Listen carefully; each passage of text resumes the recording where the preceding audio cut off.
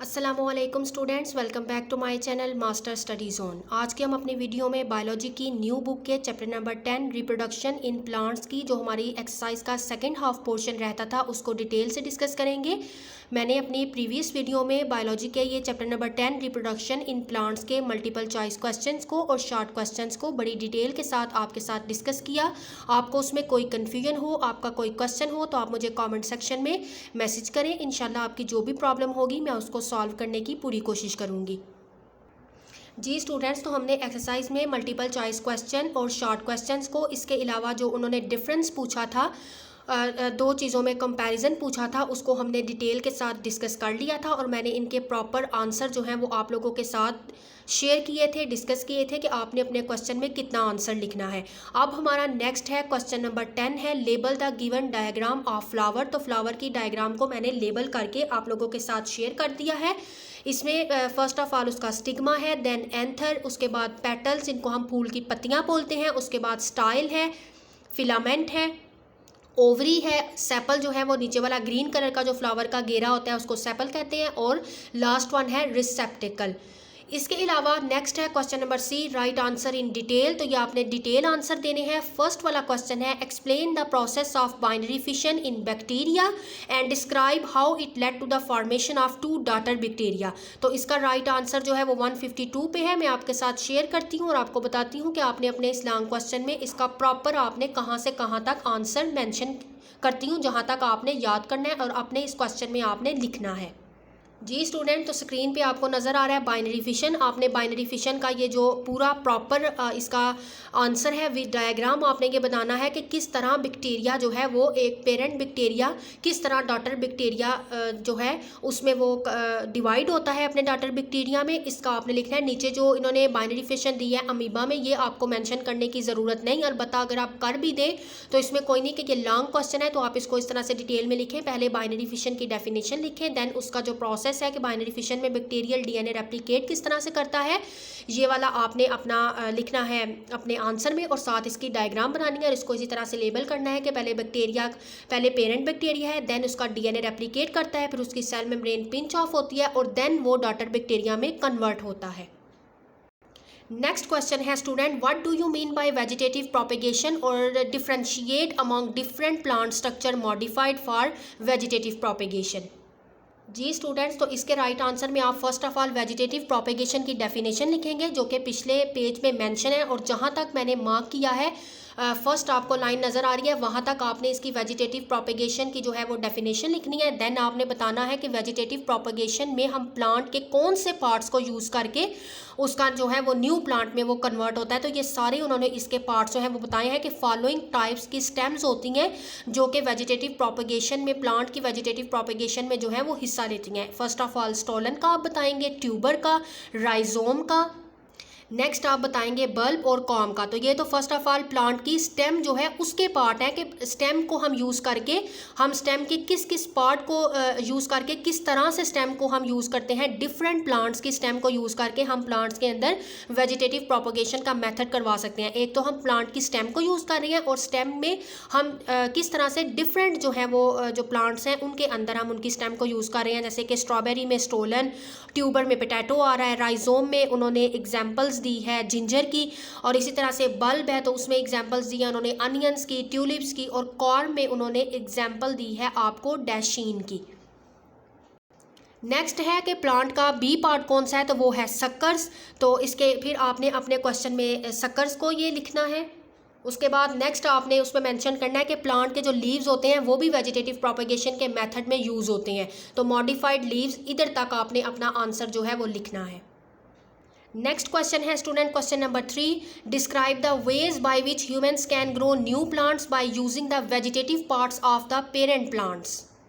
जी, तो इसका right answer जो है वो आर्टिफिशियल प्रोपेगेशन है जिसमें वेजिटेटिव पार्ट्स प्लांट के यूज़ करके न्यू प्लांट जो है उसकी प्रोडक्शन करवाई जाती है। तो उसमें फर्स्ट ऑफ ऑल है कटिंग, ये भी मैंने आपको मार्क कर दिया है कि जिधर जिधर मैंने ब्रैकेट्स लगाई हैं यहाँ तक आपने अपने इस कटिंग के जो मेथड है ये आपने अपने आंसर में इतना लिख लेना है।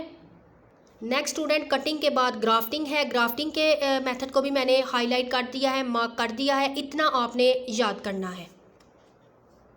तो आपने अपने इस क्वेश्चन में जो है वो जो प्लांट के हम वेजिटेटिव पार्ट यूज़ करके तो न्यू प्लांट की प्रोडक्शन करवाते हैं, उसमें आपने दो मेथड ही आपने लिखने हैं अपने आंसर में, एक कटिंग और दूसरा ग्राफ्टिंग।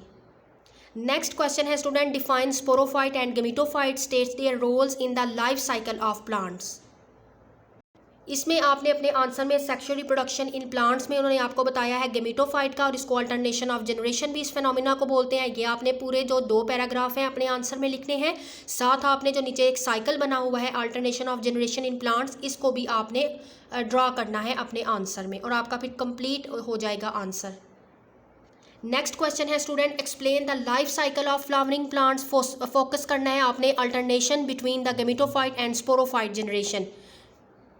तो आपने अपने इस आंसर में जो है वो फोकस करना है लाइफ साइकिल जो है प्लांट्स का। तो एंजियोस्पर्म जिनको हम फ्लावरिंग प्लांट्स भी बोलते हैं, उनका लाइफ साइकिल क्या है, उसकी स्टेजेस आपने अपने इस आंसर में मेंशन करनी है। फर्स्ट है डेवलपमेंट ऑफ फीमेल गेमिटोफाइट, यानी कि एम्ब्रियो सैक का बनना।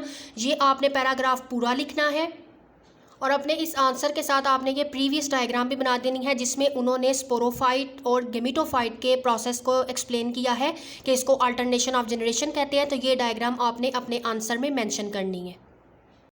नेक्स्ट एंड लास्ट क्वेश्चन है students, describe how the female gametophyte develop with in the ovule of a flower. तो इसका आंसर स्टूडेंट्स ये है, डेवलपमेंट किस तरह से होती है एक फीमेल गेमिटोफाइट की एक ओव्यूल के अंदर। तो आपने ये इसका प्रोसेस लिखना है, और साथ में इसकी डायग्राम भी आपने अपने आंसर में ज़रूर ड्रा करनी है, ताकि आपको मार्क्स जो हैं वो पूरे मिल सकें और आपका कॉन्सेप्ट भी क्लियर हो जाए। नेक्स्ट हम डिस्कस करते हैं डी वाले क्वेश्चन को, जो कि इंक्विजिटिव क्वेश्चंस हैं। इसमें फर्स्ट है, why are spore considered an adaptation for survival and harsh environmental condition. Harsh environmental condition के अंदर स्पोर के पास ऐसी कौन सी सर्वाइवल अडॉप्टेशन होती हैं, स्पोर जो हैं क्यों कंसीडर किए जाते हैं कि वो सर्वाइवल कर लेते हैं जब हार्श इन्वायरमेंट कंडीशन होती है, तो वो किस तरह से सर्वाइव करते हैं। तो हम देखते हैं, इसको डिस्कस करते हैं इसके आंसर को। जी स्टूडेंट, तो इसका आंसर मैंने आप लोगों के साथ शेयर किया है, वो है फर्स्ट वाला, because they are highly resistant to adverse condition. क्योंकि ये बहुत ज़्यादा हाईली रेजिस्ट करते हैं जब कंडीशन बहुत ज़्यादा एडवर्स हो जाती है, रूखी सूखी हो जाती है, और वो रिमेन डॉर्मेंट रहते हैं एक एक्सटेंड पीरियड्स ऑफ टाइम तक, यानी कि जब तक कि कंडीशन फेवरेबल नहीं होती तो वो डॉर्मेंट स्टेट में चले जाते हैं, और जब कंडीशन फेवरेबल हो जाती है तो वो दोबारा से एक्टिवेट होते हैं। उनके पास आउटर प्रोटीनेशियस कोट होता है जो कि उनके स्पोर के को जिसने सराउंड किया होता है, और वो इनको प्रोवाइड करता है मच ऑफ द केमिकल और एंजाइमेटिक रेजिस्टेंस, ताकि वो हार्श इन्वायरमेंट के साथ जो है वो कम्पीट कर सके, और जब कंडीशन फेवरेबल हो तो वो दोबारा से स्पोर्स जो है वो जर्मिनेट कर सकें। उसके बाद स्टूडेंट नेक्स्ट क्वेश्चन है, how do asexual and sexual reproduction contribute differently to genetic diversity of plant population.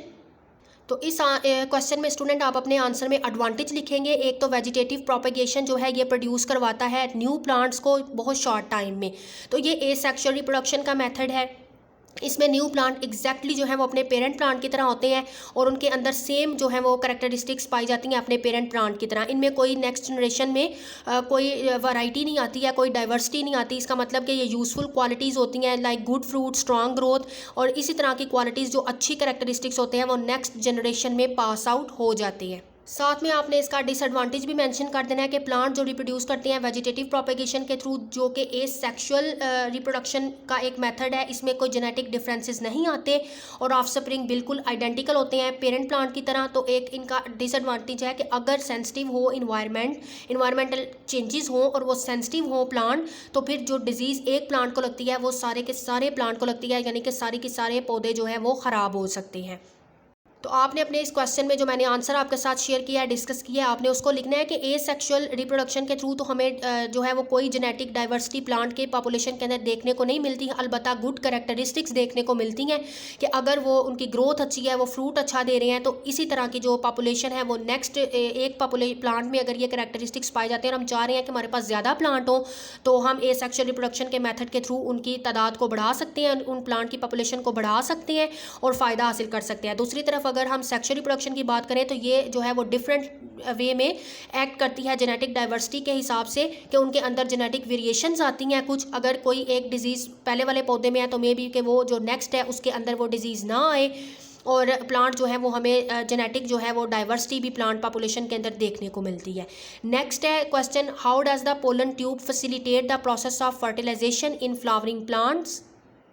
तो इसका राइट आंसर स्टूडेंट्स ये है कि ये प्रोवाइड करता है एक पाथवे दो स्पर्म सेल्स को कि वो रीच करते हैं ओव्यूल्स तक। पोलिनेशन के बाद पोलन ट्यूब ग्रो करती रहती है पोलन ग्रेन से ऑन स्टिग्मा तक through style and into the ovary, यानी कि वो अपनी कंप्लीट एक स्ट्रक्चर लेती है। देन उसका मेन फंक्शन क्या होता है पोलन ट्यूब का कि उसने स्पर्म को डेवलप करवाना है encased in pollen to the ovules within an ovary.